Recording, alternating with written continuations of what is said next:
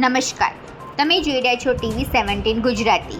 રાજકોટ જિલ્લાના ધોરાજીમાં વરસાદે હાલ વિરામ લીધો છે, પરંતુ વરસાદ બાદ શહેરના રસ્તાઓની સ્થિતિ ચિંતાજનક બની છે। શહેરના અનેક મુખ્ય માર્ગો પર મોટા ખાડાઓ પડતા વાહન ચાલકો અને રાહતદારીઓ માટે અવરજવર જોખમી બની છે। સામાન્ય વરસાદમાં પણ આ ખાડાઓ પાણીથી ભરાઈ જતા અકસ્માતની આશંકા વધી રહી છે। સ્થાનિકોનો આરોપ છે કે નગરપાલિકા તંત્રની બેદરકારીના કારણે લોકો હાલાકી ભોગવી રહ્યા છે।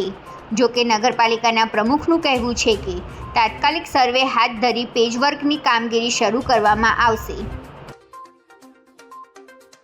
ધોરાજી શહેરના સ્ટેશન રોડ, નાગરિક બેંક ચોક, પોસ્ટ ઓફિસ ચોક, 3 દરવાજા વિસ્તાર, શાક માર્કેટ, સોની બજાર, મેઇન બજાર, ચકલા ચોક સહિતના અનેક વિસ્તારોમાં રસ્તાઓ ભારે ધોવાઈ ગયા છે।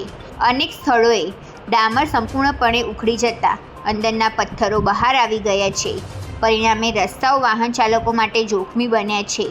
રસ્તાઓ પર પડેલા ઊંડા ખાડાઓમાં થોડા વરસાદમાં પાણી ભરાઈ જાય છે, જેના કારણે વાહન ચાલકોને ખાડાની ઊંડાઈનો અંદાજ આવતો નથી અને ખાસ કરીને બાઇક ચાલકો માટે અકસ્માતનો ભય વધી રહ્યો છે। સ્થાનિકોનું કહેવું છે કે રોજિંદી અવરજવર પણ મુશ્કેલી બની ગઈ છે। હવે વાત કરી તો ધોરાજીના રોડ રસ્તાની, તો હવે એમાં ખાડામાં ધોરાજી છે કે ધોરાજીના રોડ રસ્તામાં ખાડા છે એ કઈ ખબર નથી પડતી। વાત કરીએ અમારા ધારાસભ્યની, તો અમારા ધારાસભ્ય છે એ મિસ્ટર ઇન્ડિયા જેવા છે। ખાત મુહૂર્ત કરવા ટાણે દેખાય ત્રિકમને પાવડો લઈને, પછી રોડ રસ્તા કેવા બન્યા છે કે કેવા નથી બન્યા કોઈ જોવા આવતું નથી। તંત્રને વારંવાર રજૂઆત કરી તો તંત્ર આ ખાડા કાન કરે છે।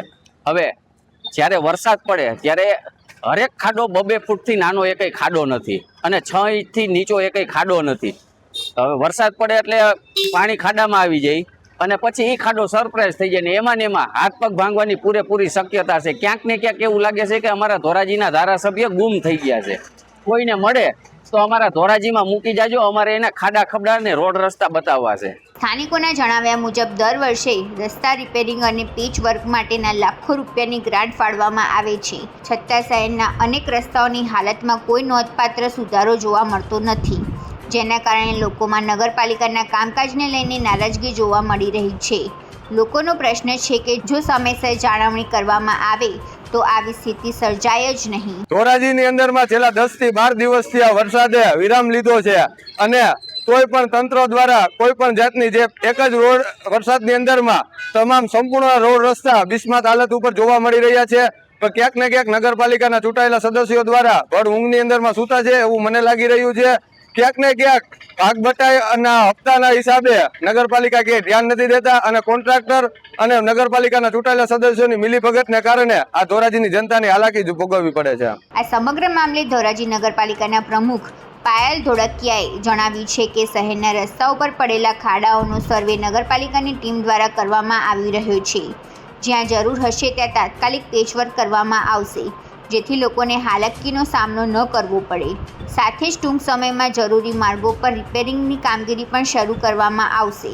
અત્યારે વરસાદને કારણે હાલ જે ખાડા પડ્યા છે, ચોમાસા દરમિયાન ધોરાજી શહેરોમાં જે વિસ્તારમાં રોડ રસ્તામાં ખાડા પડ્યા છે તે તમામ જગ્યાએ સર્વે કરી અને તાત્કાલિક ધોરાજીમાં ખાડા બુરાય અને તે માટે ધોરાજી નગરપાલિકાની ટીમ દ્વારા પ્રયાસ હાથ ધરેલ છે।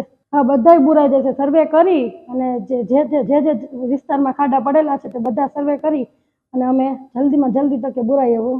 વરસાદ હાલ ભલે થંભી ગયો છે, પરંતુ ધોરાજીના રસ્તાઓ પર પડેલા ખાડાઓ હજુ પણ વાહન ચાલકોની રાહતદારીઓ માટે જોખમ બની રહ્યા છે।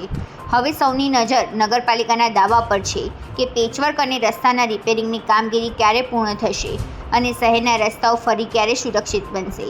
આવા જ સમાચાર માટે જોડાયેલા રહો TV17 ગુજરાતી સાથે।